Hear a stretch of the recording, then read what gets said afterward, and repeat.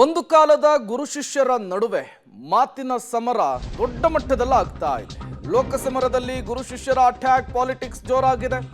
ಮೋದಿಗಿಂತ ಕಾಂಗ್ರೆಸ್ ವಿರುದ್ಧ ದೇವೇಗೌಡ್ರೆ big attack ಅನ್ನು ಮಾಡ್ತಾ ಇದ್ದಾರೆ. ಸಿದ್ದು ಡಿಕೆ ವಿರುದ್ಧ ಎರಡು ಸಮಾವೇಶಗಳಲ್ಲೂ ಕೂಡ ದಳಪತಿ ಗುಡುಗಿದ್ದಾರೆ. ಒಂದು ಕಡೆ ದೇವೇಗೌಡರು, ಮತ್ತೊಂದು ಕಡೆ ಸಿದ್ದು ಅಟ್ಯಾಕ್. ದೇವೇಗೌಡರ ಅಟ್ಯಾಕ್ಗೆ ಮೋದಿ ಬಿಜೆಪಿಗರು ಬಹುಪರಾಕನ್ನ ಹಾಕಿದ್ದಾರೆ. ಈ ಮೂಲಕ ಗುರು ಶಿಷ್ಯರ ನಡುವೆ ಟಾಕ್ ವಾರ್ ಕೂಡ ಜೋರಾಗ್ತಾ ಇರುವಂತಹದ್ದು. ನಿನ್ನೆ ಪ್ರಧಾನಿ ನರೇಂದ್ರ ಮೋದಿ ಅವರಿರುವಂತಹ ವೇದಿಕೆಯಲ್ಲಿಯೇ ದೇವೇಗೌಡರು ಸಿದ್ದರಾಮಯ್ಯ ಮತ್ತು ಡಿಕೆ ಶಿವಕುಮಾರ್ ವಿರುದ್ಧ ಅಬ್ಬರಿಸಿದ್ದಾರೆ.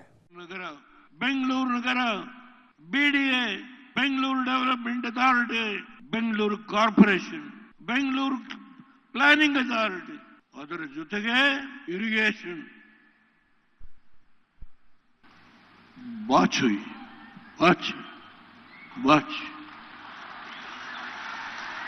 ಮಧ್ಯಪ್ರದೇಶಕ್ಕೆ, ರಾಜಸ್ಥಾನಕ್ಕೆ, ಛತ್ತೀಸ್ಗಢಕ್ಕೆ ನಿಮ್ಮ ಸಂಪತ್ತು, ಕರ್ನಾಟಕ ಜನತೆಯ ಸಂಪತ್ತು. ಈ ಸಂಪತ್ತನ್ನ ಕಳಿಸಿ ಕರ್ನಾಟಕದ ಮುಖ್ಯಮಂತ್ರಿ ಸಿದ್ದರಾಮಯ್ಯ, ಉಪಮುಖ್ಯಮಂತ್ರಿ ಡಿಕೆ ಶಿವಕುಮಾರ್ ಈ ರಾಷ್ಟ್ರದ ಸಂಪತ್ತು ಲೂಟಿ ಮಾಡಿ ನರೇಂದ್ರ ಮೋದಿ ಅವರಿಗೆ 2014ರಲ್ಲಿ ಬರಿ ಚೆಂಬನ್ನ ಕೊಡ್ತಾರೆ. 10 ವರ್ಷ ಈ ದೇಶವನ್ನ ಆಳಿ ಅದನ್ನ ಅಕ್ಷಯ ಪಾತ್ರೆಯನ್ನಾಗಿ ಮಾಡಿ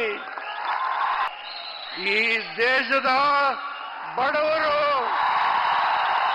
ಹರಿಜನರು, ಗಿರಿಜನರು, ಹಿಂದುಳಿದ ವರ್ಗದವರು ಮೇಲೆ ಎತ್ತುವ ಕೆಲಸವನ್ನ ಮಾಡದಂತ ಮಹಾನ್ ಭಾವ ಇಲ್ಲಿ ಕೂತಿದ್ದಾರೆ ನರೇಂದ್ರ ಮೋದಿ.